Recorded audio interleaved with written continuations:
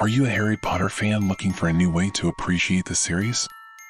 Do you love delving into the characters, plot, and themes of your favorite stories? Then Muggle Snuggle, brought to you by Hustle Studios, is the podcast for you. Each week, we explore a different aspect of the Harry Potter series in a deep and meaningful way. But here's the catch, we do it in the most boring way possible. That's right, Muggle Snuggle is the ultimate Harry Potter snooze fest. So grab your wand, find a comfy spot, and get ready to snuggle up with us as we dive into the magical world of Hogwarts. Whether you're a die-hard Harry Potter fan or just looking for a new way to enjoy the series, Muggle Snuggle has something for everyone.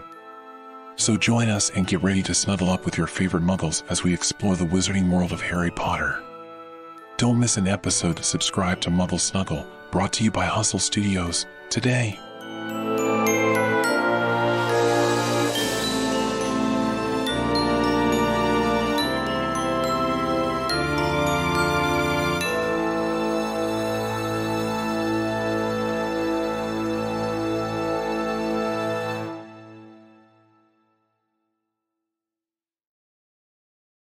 Hello? Hello? Podcast Network Asia.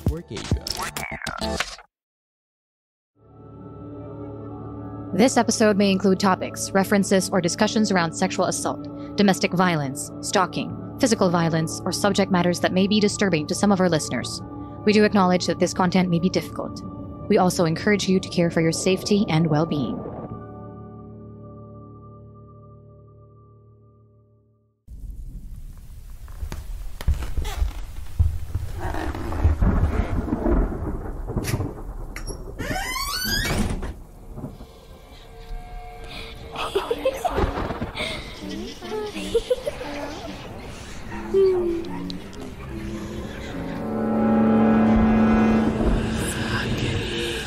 Stories Philippines Podcast.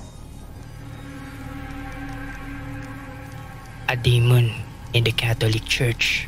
A true story revelation of seeing a real demon in a Catholic church. Backgrounder. When I was 27 years old, I was very eager to get an amulet or charm for enticing women. I am single at that time and had no girlfriend. I am shy with women for I was very poor. Back in 1990 in Pateros, Metro Manila, I met an old man who was a neighbor at Santan Street. Let us name him Kainteng, who was known to have amulets and had many wives. Most of them died, according to him. He is a tough guy in our place. I saw his antique cross amulet and was intrigued by it. I asked him if I could have it. He said after some reluctance, yes. He made some Latin prayers on my pate, or bunbunan with words mortem on it. I felt that my skull got warmer and bloated and felt dizzy. For some days, I feel very uncomfortable. My hairs on the arms and head rose up for no apparent reason. I felt like I am dying. Then I experienced as if an invisible hole was punctured in my pate. I heard screaming and cursing voices on the top of my head, cursing the heavens with unspeakable words. Because I am a religious person, I poured holy water on my pate. What happened is that my hair moved whenever I poured holy water, as if a spirit or air is moving out of my head. It did not stop there. I was not able to concentrate and started seeing visions of the dark images in the underworld. December 16, 1990, at about 12 o'clock midnight. I do not know what pushed me to go to the nearest church in Pembo. I was feeling so weird that what I think is that Kaenteng put an evil spell on me instead of transferring his amulet to me. I have in my memory the Latin prayer of Saint Benedict. An old woman in Bicol gave it to me when I was still 10 years old or in grade 4. What I did was to chant the Latin prayers 300 times for morning until night. I was totally awake and my vision has changed. Everything was looked yellowish. The leaves on the ground was sweeping under my feet, and as if a force is dragging me to the nearest church. I went to the Pateros church unknowingly. It was the first night of Simbang Gabi or night mass.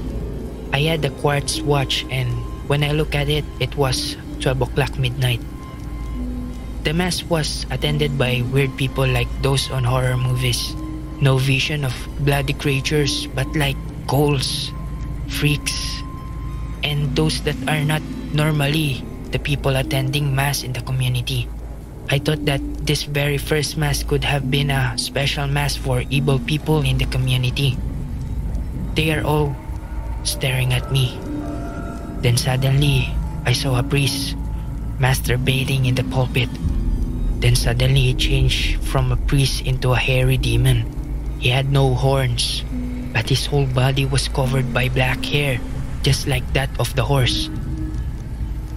Pitch black, and had a long tail. He pointed fingers at me. I was very scared. I closed my eyes at that very moment. I felt like that an acid-like liquid is being poured into the whole of my pate. I smelled burning flesh and hair. The hair at the back of my head rose up. I just shut up my eyes and closed my ears. When I opened my eyes, it was already 6 a.m. in the morning.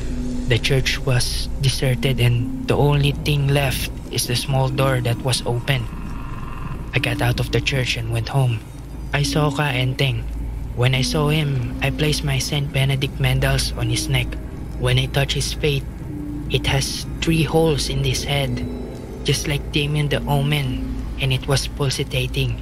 My mom was worried at that time, and what she did, as I didn't go last night and I feel so near dead, she brought me to the mental hospital in Mandaluyong, where I stayed for 3 days. The doctors there would not believe me. Medical practitioners, most of them do not believe in paranormal events like this. To cut the story short, I went to Bicol to get a good faith healer. The healer at Labocam Norte gave me a Santo Ara, a chip of marble made from the altar stone. After I told him the whole story, I was temporarily cured since I lost my new amulet, which is a new white stone, got lost in 1998. My father, who was still alive then, told me that I had been to 9 faith healers and still I am not cured. The last was a priest who told me that I am hallucinating, that I should go to movies instead of have some disco. I lost faith in the church, as at that time there are no real exorcists. My father had read the Bible for 9 times, cover to cover. He told me to try the book of Tobit, wherein the fish heart and the liver has burned on the incense. In 2004, we did the ritual. A square 3 feet by 3 feet watery substance appeared on the unpainted wall of our house in Taguig. The watery substance is just like a portal for evil spirits hunting me throughout the years, especially during Christmas and Holy Week. When I poured holy water on it, it dried up. Unfortunately, I had no camera at that time to document that paranormal scenario. Since 1990 until now, 2017, I have never attended Simbang Gabi or night mass. For in that mass, I saw the devil. After some thinking, the message could have been why the devil is pointing fingers at me. I am reciting the Latin prayers of Saint Benedict of exorcising him, but I myself is a sinner. Also, someday I will be one of his worst enemies. Maybe. End of the story. I am now 54 years old, diagnosed as schizophrenic by the psychiatrist because of my true story, but I am totally cured because of what my late father did to me in 2004. I no longer hear voices or see visions. I live a normal life with a wife and a daughter.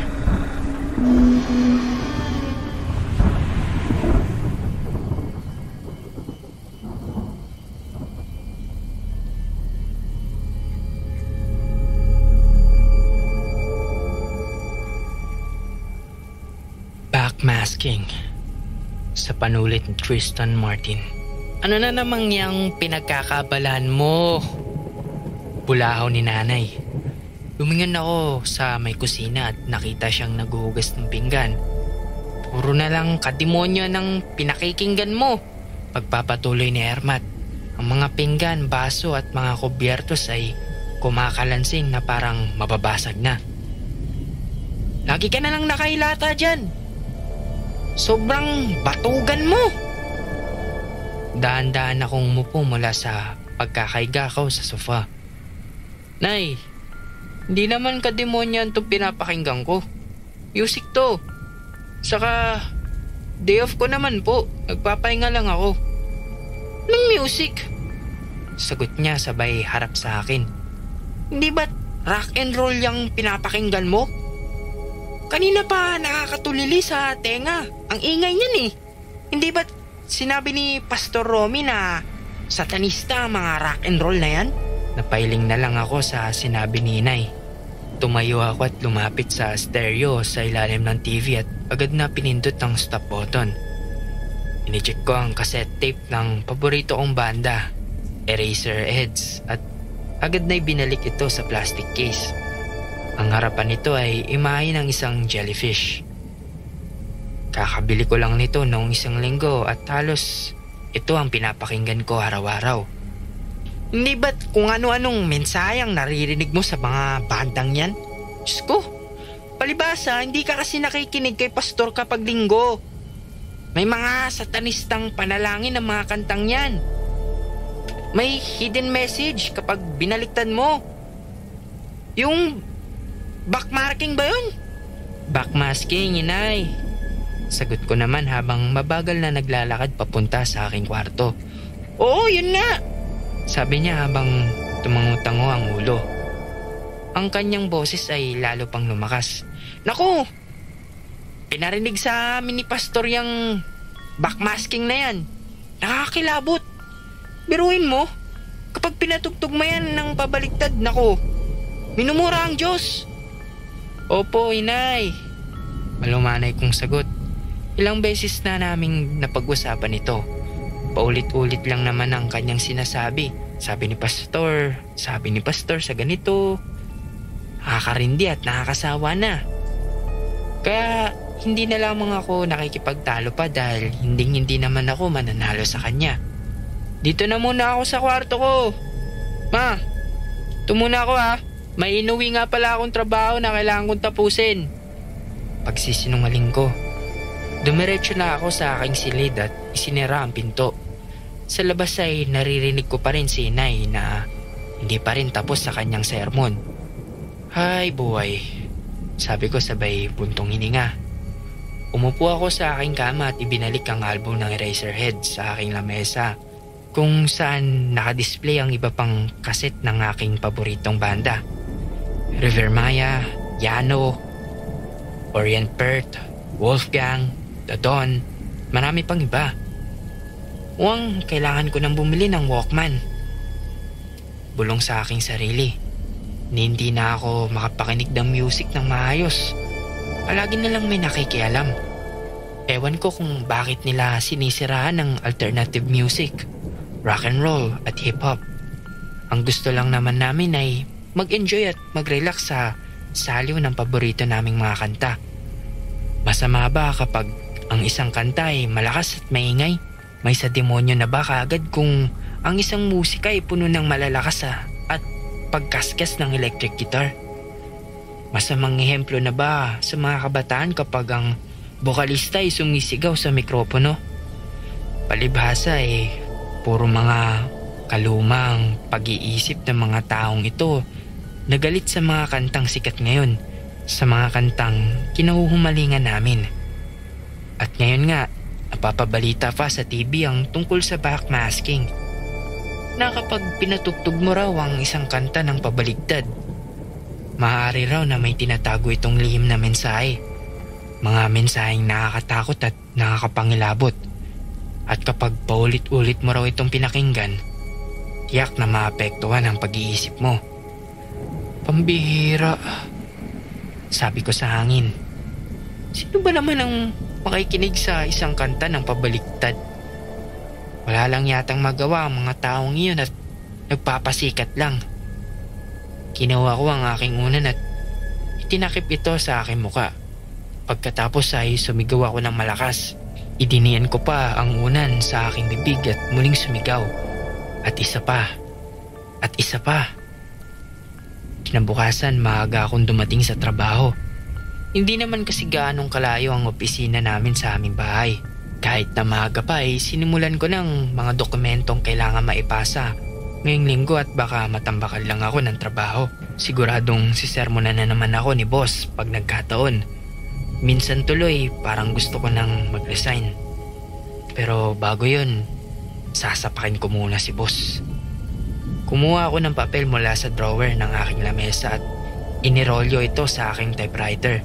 Napuno ang aming maliit na opisina ng malalakas na takatakatak mula sa pagtipa ko sa tiklado ng makinalya.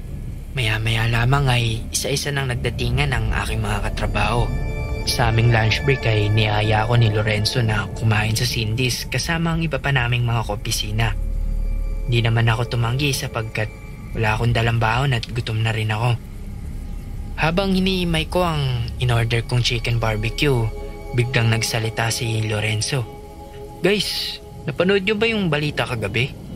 "Naku, oo." Biglang sabat ni Stephanie na parang mahuhulog sa kanyang kinaupuan. "Grabe, nakakatakot ano?" "Ano yun?" tanong ko. "Yung tungkol sa backmasking," sagot ni Lorenzo. Bigla akong napangiwi sa kanyang sinabi. Eto na naman sila, naisip ko. Mahirap na talaga ang panahon ngayon ano? Sobrang advanced na ng technology natin. Masyado nang nakakatakot. Ngayon may mga hidden messages pa sa mga kanta. Paliwanag ni Lorenzo. Oo, narinig ko yung backmasking nung Hotel California saka nung Another One Bites the Dust. Grabe, nandig ang mga balahibo ko. Sabi naman ni Alice. Itinaas pa niya ang kanyang braso at inimas-himas ito. Talagang masyado nang malawak ang reach ni Satanas sa panahon ngayon, no? Sabi ni Lorenzo sabay iiling-iling. Kaya dapat lagi tayong mag-ingat. Dapat laging magbantay. Nakalimutan ko na isa nga palang born-again Christian itong si Lorenzo. At sa hindi ko malamang kadahilanan, maraming mga born-again na leaders at mga pastor na ginagawang target ang mga popular na kanta at musika. Hindi ko alam kung bakit gigil na gigil sila at kumbinsidong-kumbinsido na pakana ito ng Diablo. Marami na nga raw ang nabaliw dahil sa pakikinig ng ganong musika. Merong mga naging kriminal, mamamatay tao, mga drug addict, rapist at iba pa. Pagpapatuloy pa ni Lorenzo. Teka, Joseph, tawag sa akin ni Stephanie. Di ba bumili ka nung album ng Razorheads last week? Yung Caterpillar? Di ba? Lahat ng mga kaopisina ko na nakaupo sa pinagdikit naming lamesa ay tumingin sa akin. Damang-dama ko ang kanilang mga mata na para bang gumagapang sa aking buong katawan. Oo, bakit? Painosente kong tanong. Hindi ba isa yun sa mga kantang may hidden messages kapag binakmask? Tanong ni Alice na ang mga mata ay nanlalaki. Ginitian ko lang siya sa sinabi niya. Pare, ingat ka, sabi ni Lorenzo sabay hawak sa balikat ko. Minsan hindi natin alam, inaatake na pala tayo ni Satanas sa mga napapanood at napapakinggan natin. Akala mo simpleng music lang pero nanganganib na pala ang kaluluwa mo. Tumango-tango ang ilan sa mga kasamaan ko. Ang isa ay nag-sign of the cross pa. Ako naman ay pilit na pinigilan ang aking pagtawa na mukhang nahalata rin naman ni Lorenzo. Pare, hindi naman sa nakikialam ako. Pagpapatuloy pa niya. Pero bakit hindi mo subukan para malaman mo ang totoo? Subukan mong i-backmas ang tape na yun at pakinggan mo. Kayo rin, subukan nyo. Sabi rin niya sa iba kong mga kaopisina. Nako, isipin ko pa nga lang na tatakot na ako. Sapat ni Alice. Di ko kayang gawin yun. Subukan mo mukha mo. Sabi ko sa isip ko sabay iling ng konti. Sipahin kita dyan kapag hindi ka pa nagtigil. Hindi ko na kinausap pa si Lorenzo pagbalik sa opisina hanggang mag-uwian. Mga pakialamero. Puro na nga stress sa trabaho at bahay, papakilaman pa nilang nag-iisang hilig ko. Nasabi ko pala ito ng malakas kaya pinagtinginan ako ng mga kasakay ko sa jeep. Papatunayan ko sa inyo, di totoo ang backmasking. Sabi ko sabay tawa. Tinignan ko ang mga mukha ng mga taong nakatingin sa akin ngunit lalo lamang ako natawa sa kanilang itsura. Hanggang sa makababa ako ng bus ay tumatawa ako. Pagdating sa bahay ay tinungo ko kaagad ang aking kwarto. Binitiwan ko ang aking bag at dumiretso sa aking lamesa. Agad kong kinuha ang isa sa mga cassettes at binuksan ito. Hindi ko na napansin kung anong album ang kinuha ko. Nanginginig ang aking kamay. Itinaktak ko ang tape at ihinulog sa ibabaw ng aking lamesa kasama ang cover na papel. Hidden message? Hindi totoo yung mga yan. Mula sa ilalim ng aking lamesa ay kinuha ko ang aking maliit na toolbox. Agad kong kinuha ang isang screwdriver at dinampot ang cassette tape. Sinipat ko ang 4 na tornilyo sa bawat kanto ng tape at maingat itong dinistrongka. Ramdam ko ang pagguhit ng pawis sa aking noo habang dahan-dahan kong tinatanggal ang 2 bilog na spool na pinag-iikutan ng brown na tape. Nanginginig ang aking mga daliri pero matagumpay ko naman silang naipagpalit ng pwesto. Matapos ayusin ang tape ay sinigurado kong mahigpit ng pagkakaayos dito. Muli kong pinagdikit ang 2 bahagi ng cassettes at isa-isang binalik ang mga tornilyo. Lumabas ako ng kwarto at dumiretso sa salas. "Inay!" Tawag ko. Walang sumagot. Mukhang nasa labas si Inay at malamang nakikipagchismisan.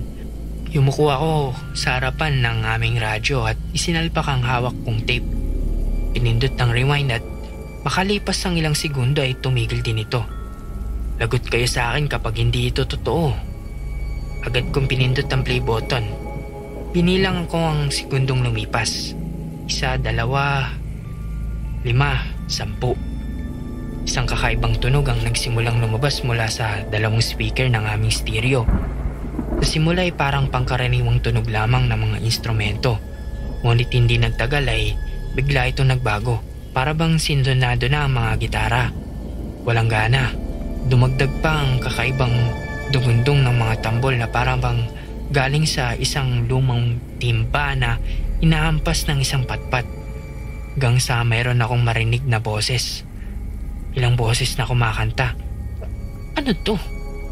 Mahina kong sabi. Hindi ko maintindihan ang mga linya ng kanta. Para bang nagsasalita ang bokalista sa ibang lengguwahe. Kahit ayaw kong aminin, tumaas ang balahibo ko sa braso at batok. Mas inilapit ko pa ang aking tenga sa isa sa mga speaker. Pinilit kong intindihin ang mga sinasabi sa kanta. Pumikit ako, nakiramdam. Kakaiba ang saliw ng mga tunog. Halos hindi mo matatawag na musika. Bigla-biglang may titinis at pagkatapos ay bababa ang timbre. Walang anumang magtatagpo ang kaayusan. Idinilat ko ang aking mga mata. Wala akong maintindihan. Walang anumang nabubuong salita o mensahe mula sa nakabackmas na kantang ito. At ano pa ba ang inaasahan ko? Ano ba naman talaga ang mangyayari kapag binaliktad mo ang isang kanta o isang salita? Wala naman, di ba? Talagang produkto lamang ng imahinasyon ng mga narinig kong mga taong gustong sumira ng sikat na bandang ngayon. Umiling-iling ako. Inisip ang aking sasabihin kay Lorenzo bukas. Walang niyang Lorenzo yan? Ang lakas manakot. Tumawa ako ng malakas at pinindot ang stop button. Ngunit napanganga lamang ako sa mga sumunod na nangyari. Hindi tumigil ang kanta. Narinig ko pa rin ang pinaligtad na musika mula sa speakers. Nananatiling nakapindot ang play button. Ano? Muli kong pinindot ang stop ngunit patuloy pa rin ang pagtugtog. Pinindot ko itong muli, halos tusukin ko na ito ng aking hintuturo. Paulit-ulit. Paulit-ulit. Ngunit hindi tumigil ang kanta. Sa katunayan ay parang lalo pa itong lumalakas. Gawin mo. Napaigtad ako sa aking narinig. Galing ito sa speakers. Gawin mo ang gusto mo. Isang boses ng lalaki ang nagsasalita sa indak ng kakaibang musika. Para siyang bumubulong na tumatawa na sumisigaw. Gawin mo ang gusto mo. Wala. Walang Diyos. Walang Diyos. Hindi ito totoo. Gusto kong tumayo at magtago sa aking kwarto, ngunit walang lakas ang aking mga binti. Kahit ang aking mga kamay ay parang gulay na nakalaylay sa aking tagiliran. Hindi totoo ito. Hindi ito totoo. Gawin mo ang gusto mo. Huwag mong pigilan. Walang Diyos. Hindi. Guni-guni ko lang ang lahat ng to. Imahinasyon ko lang. Panaginip ko lang. Bangungot, tama. Isang bangungot. Pumikit ako at tinakpan ang magkabila kong tenga. Hindi ito totoo. Hindi ito totoo. Hindi ito totoo. Gawin mo ang gusto mo. Walang Diyos. Walang bawal. Huwag mong pigilan. Walang Diyos. Walang. Anong ginagawa mo dyan? Biglang tumigil ang musika. Dumilat ako at lumingon sa aking likuran. Nakita ko si Inay. Nakatayo sa may pintuan at nakapamayawang. Inay, anong kinakalikot mo dyan? Tanong niya sa akin. Umiling ako at muling ipinaling ang aking tingin sa aming radyo. Hindi na nakapindot ang play button. Naka-eject na rin ang cassettes. Nakanganga ito na parang niluwa ng nakabackmask na tape. Patay ang radyo. Ano bang ginagawa mo? Tanong ni Inay sabay kamot ng ulo.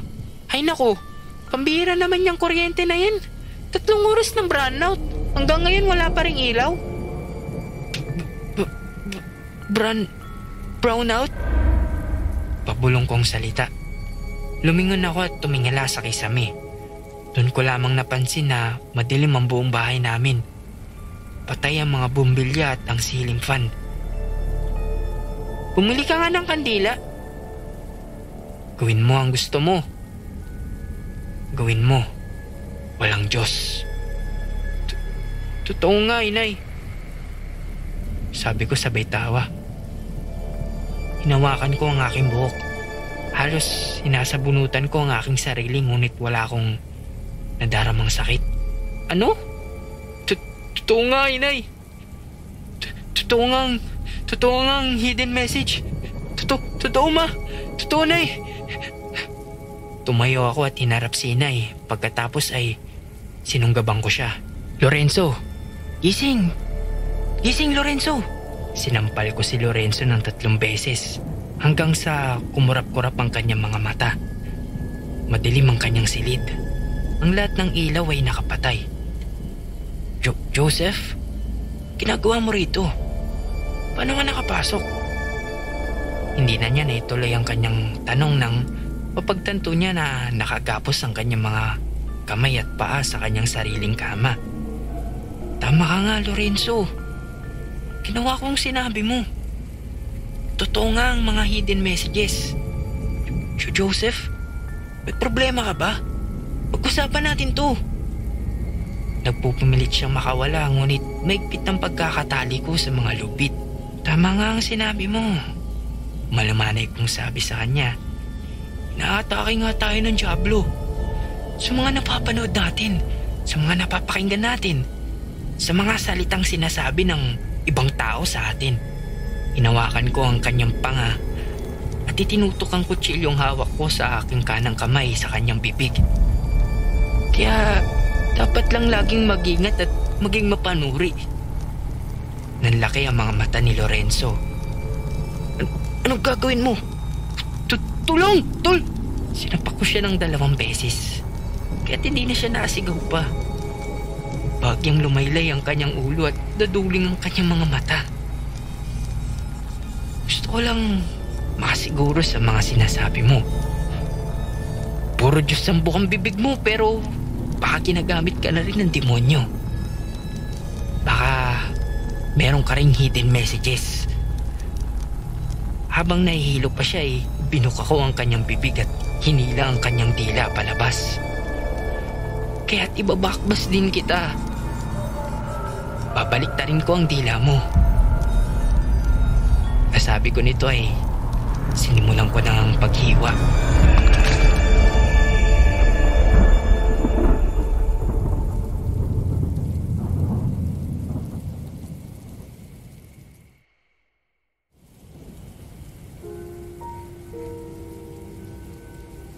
Manong guard, chief, kuya. Ilan lang ito sa karaniwang tinatawag kay Chris ng mga empleyado sa call center na pinapasukan niya. Ilang buwan pa lang siyang nadedestino sa kumpanyang yon pero nagugustuhan na niya kaagad ang trabaho. Hindi tulad ng mga kasama niyang gwardiya, gusto niya ang graveyard shift. Wala naman kasi siyang pamilya kaya ayos lang kung umaga na siya umuwi. Nasanay na rin siya sa puyatan dahil sa bangko siya dati nagbabantay. Ang maganda nga lang sa call center, magaan at ligtas ang trabaho. Hindi tulad sa bangko na kailangan ka laging alerto. Masasabi ring nakataya ang buhay mo tuwing mag-duty ka. Sa call center, lalo na kapag graveyard, wala masyadong ginagawa. Safe na safe pa. Tahimik na tao lang si Chris. Walang bisyo at hindi mahilig lumabas-labas. Masaya na siya kahit mag-isa lang siya. Kaya siguro hanggang ngayon ay binata pa rin. Sa trabaho, tahimik lang siyang nakaupo sa kanyang desk na nasa elevator lobby sa 18th floor ng pinapasukang call center. Tinitignan ng lahat ng papasok kung may ID at i-check ang mga bag ng lahat ng lalabas. Kapag wala namang tao ay nakaupo lang siya at gumuguhit ng mga disenyo ng bahay. Pangarap kasi niyang maging isang arkitekto ngunit dahil sa kahirapan ay hindi na siya nakapagtapos ng college. Minsan habang nakaupo sa kanyang desk ay kinausap siya ni Jerry, ang guard na nire-relieve niya. Pauwi na ito at dala-dala sa likod ng malaking backpack. "Uy, wala ka na namang kibo dyan. Papapanis lang ang laway mo," sabi ni Jeric. Ngiti lang ang sinagot ni Chris. "Ano ba yung ginagawa mo?" Tanong ni Jerry nang makitang tinakpan ni Chris ng mga kamay niya ang isang perasong papel. Wala. Ang mabilis na sagot ni Chris. "Nung wala? Patingin nga ako niyan." Mabilis na inagaw ni Jerry ang papel na hawak ni Chris. "Uy, balik mo yan!" Galit na sabi ni Chris. "Wow! Ganda nito ah!" Sabi ni Jerry nang makita ang nakaguhit na bahay sa kaperasong papel na hawak niya. "Arkitekto ka pala eh!" "Sabi nang balik mo yan eh!" Tumayo si Chris at mabilis na lumapit kay Jerry. Kinuha niya ang papel mula kay Jerry na nakangiting binalik ito sa kanya. "Maganda yan.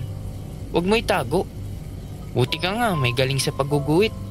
Eh ako, talagang pagso-security guard lang ang alam ko." Nakangiting sabi ni Jerry. Hindi naman sumagot si Chris. Kinuyumos niya ang hawak na papel at itinapon sa trash can sa tabi ng kanyang desk. Natawa na lang si Jerry sa ginawa ni Chris. "Gaano ka na ba katagal dito?" Tanong ni Jerry. Itinaas ni Chris ang kanyang muka at tinignan ang katrabaho. 4 na buwan pa lang. Buti hindi ka nahihirapan. Lagi kang nasa graveyard shift. Pwede ka naman mag-request ng morning o kaya mid-shift ah. Umiling si Chris. Graveyard talaga ang gusto ko. Tahimik kasi. Mas nakakapag-isip ako. Bago ka pa kasi, kaya gusto mo sa graveyard shift. Pero pag nakita mo si Lolo, may wagang sabi ni Jerry. Tinitigan ni Chris si Jerry. Nagtataka sa sinabi ng katrabaho. Hindi ito nakatingin sa kanya, kundi sa lapag. Para bang malalim ang iniisip. "Sinong lolo?" Tanong ni Chris. Wala. Yaman na yun." Ang nakangiti ngunit halatang nababagabag na si Jerry. Pinindot niya ang down button ng elevator at mabilis namang nagbukas ang isa. "Sige, mauna na ako." Naiwan si Chris sa elevator lobby. Iniisip ang sinabi ni Jerry. Pero pag nakita mo si Lolo, ano kaya ang ibig sabihin nun? Iginala ni Chris ang kanyang mga mata. Medyo maliit lang ang elevator lobby dito sa 18th floor. Hugis pareha ba ito? Merong 6 na elevators, 3 sa bawat gilid. Sa magkakabilang dulo ay may salaming pintuan papasok sa call center. May automatic lock sa mga pintong ito at tanging mga empleyado lamang ang makakapagbukas nito gamit ang kanilang security badge. Ang desk niya ay nasa dulo nito. Ting!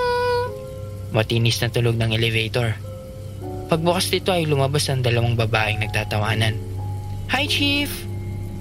Masayang bati nila sa kanya. "Good evening po, ma'am." Pinagmasdan ni Chris ang 2 hanggang sa makapasok. Pagkatapos ay kumuha siya ng scratch paper sa isang drawer ng kanyang desk at muling nagsimulang gumuhit. Mabilis ang paglipas ng oras para kay Chris kapag nasa graveyard shift siya, na isa pang dahilan kung bakit gusto niya ang shift na yun. Pagtingin niya sa maliit na orasan na nasa kanyang desk ay nakita niyang malapit na pala siyang mag-lunch break. Napangiti siya. Itinabi niya ang scratch paper na nagamit sa pagguhit at isinabit ng hawak na mechanical pencil sa kanyang polo. Ting! Napatingin si Chris sa elevator na nagbukas ngunit walang taong lumabas. Nawala ang ngiti niya sa muka. Baka mga loko-lokong pumindot ng 18th floor. Hindi naman pala dito bababa, nasabi niya sa sarili habang umiiling. Hindi niya maintindihan ng mga taong gumagawa ng ganon. Ano bang klaseng kaligayahan ang nakukuha nila kapag pinipindot nila ang hindi nila floor? Minsan tuloy ay naaabalan nila ang ibang tao. Lumipas ang ilang minuto bago napansin ni Chris na bukas pa rin ang pintuan ng elevator. Hindi rin umiilaw ang up and down sign na nasa itaas nito. Nagtaka siya dahil ngayon lang niya nakita ang ganitong pangyayari. Naku, nasira pa yata, naisip niya. Inabot niya ang telepono para tawagan ang maintenance department, ngunit bago pa man siya makadial ay biglang nagbukas din ang katapat ng elevator. Ngunit bago pa man siya makapag-dial ay biglang nagbukas din ang katapat ng bukas na elevator. At katulad ng huli, hindi din nagilaw ang up and down sign nito. Natahimik lang si Chris. Hindi alam ang gagawin. Pabalik-balik lang ang tingin niya sa magkatapat na bukas na elevator. Ano bang nangyayari dito? Tatayo sana siya ngunit bigla siyang nagulat nang may lalaking lumabas mula sa isang elevator at mabilis na tumawid at pumasok sa katapat na elevator. Pagkatapos ay sabay na nagsara ang dalawang elevator. Natulala si Chris sa nakita. Hindi niya gaanong napagmasdan ng lalaki dahil masyadong mabilis ang pangyayari. Ang tanging nasisiguro lang niya ay matanda na ito dahil puti na lahat ang buhok niya. Si Lolo. Ang mabilis niyang naisip. Tumayo siya at daang-daang lumapit sa elevator kung saan pumasok ang matandang lalaki. Pinindot niya ang down button. Ang mga daliri niya ay nanginginig sa kaba. Makalipas ng ilang minuto ay bumukas ito ngunit walang tao sa loob. Tinignan lang niya ang elevator at pagkatapos ay natawa. Ano ka ba naman? Ang malakas niyang nasabi sabay kamot sa ulo. Bumalik siya sa kanyang desk at pabagsak na naupo. Ting! Biglang napatayo si Chris. Inaabangan ang paglabas ng matandang lalaki. Ngunit isang babaeng may buwat-buwat na malaking bag ang lumabas. Nagikap pa ito nang pumasok sa loob ng call center. Halatang puyat. Relax ka lang, Chris. Guni-gunin mo lang yun. Napabuntong hininga siya ng malakas at umupong muli. Konti na lang at break mo na. Gutom lang yan. Pangkukumbinsi niya sa sarili. Naalala niya tuloy ang sinabi sa kanya kanina ni Jerry. Bago ka pa kasi kaya gusto mo sa graveyard shift. Pero pag nakita mo si Lolo, ano? Anong mangyayari kapag nakita ko ang sinasabi niyang lolo? Napahiling si Chris. Lahat ang naguguluhan. Tumingin siya sa kanyang orasan at nakitang break na niya. Biglang sabay-sabay na bumukas ang 6 na elevator. Nanlamig si Chris sa nakita. Hindi may paliwanag ang takot na nararamdaman. Sinubukan niyang tumayo ngunit nanlalambot ang kanyang mga binti. Hindi totoo ito. Pumikit siya. Pinilit na kontrolin ang sarili. Pinagalan niya ang kanyang paghinga. Sinubukan mag-relax. Nang buksan niya ang kanyang mga mata ay medyo kalmado na siya. Wala nagbago sa kanyang nakikita. Bukas pa rin ang 6 na elevator ngunit walang lumalabas sa mga ito. Nagpalipat-lipat ang kanyang mga tingin sa bawat isang elevator. Napansin lang niya na hindi pala siya humihinga nang marinig na bumukas ang pinto ng call center sa likod niya. Dito ay nakahinga siya ng maluwag. Oo nga pala, may mga uuwi na ng ganitong oras, sabi niya sa sarili. Tumayo siya at tumalikod upang salubungin ng mga pauwing empleyado para i-check ang kanilang mga bag. Nakatayo sa harap niya ang matandang lalaki. Natumba si Chris. Napahiga sa lapag. Napasigaw siya ngunit hindi dahil sa nagulat siya. Napasigaw siya nang makita niya ang mga mata ng matanda. Butas lamang ang mga ito, itim na itim at malalim. Umakbang pasulong ang matanda papalapit kay Chris. Umatras siya, gumagapang dahil sa takot. Hindi niya napansin na nakasandal na pala siya sa pader. Pilit pa rin siyang umaatras. Pagtingin niya ay nakita niyang tumigil ang matanda sa harap ng elevator. Nakatitig sa kanya ang mga butas na kung saan ay dapat ang mga mata nito. Lumipas ang ilang sandali. Pagkatapos ay dahan-dahang pumasok ang matanda sa elevator. Sabay-sabay na nagsara ang 6 na elevator. Naiwan si Chris sa lapag ng lobby. Umuungol at inihingal sa takot. Hindi nakapasok si Chris sa 2 sumunod na araw. Pagkabalik niya ay kinausap niya kaagad ng kanyang bisor. Umiling siya ng morning o kaya naman ay mid-shift. Tinignan siya ng kanyang bisor. Nakita ang maputlang mukha ni Chris. O sige, pero hindi na dapat maulit yung pag-absent mo ha, sabi ng bisor. Pasensya na po, mainang sagot ni Chris. Tumangulang ang bisor na parang alam lang ang nangyari kay Chris. Pumunta si Chris sa CR para magsuot ng kanyang uniforme. Doon ay nakita niya si Jerry. Nakita mo ba si... Tanong nito kay Chris. Hindi siya kumibo. Nagpatuloy lang sa pagbibihis. Huwag ka mag-alala. Hindi naman nananakit yun. Seryosong sabi ni Jerry sabay labas ng CR. Pagkatapos pagbihis ay dumiretso na si Chris sa kanyang desk sa elevator lobby. Nagmamasid. Nakikiramdam. Naninigis ang katawan sa tuwing maririnig ang matinis na ting ng elevator.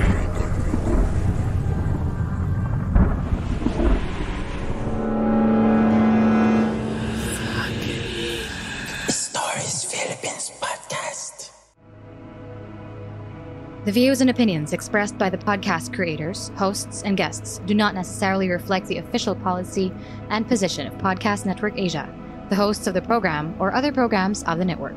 Any content provided by the people on the podcast are of their own opinion and are not intended to malign any religion, ethnic group, club, organization, company, individual, or anyone or anything.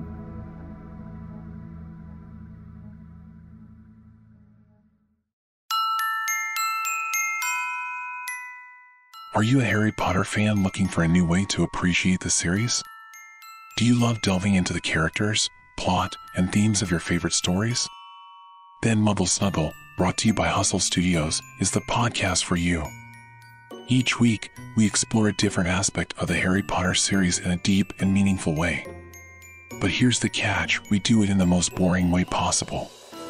That's right, Mumble Snuggle is the ultimate Harry Potter snooze fest.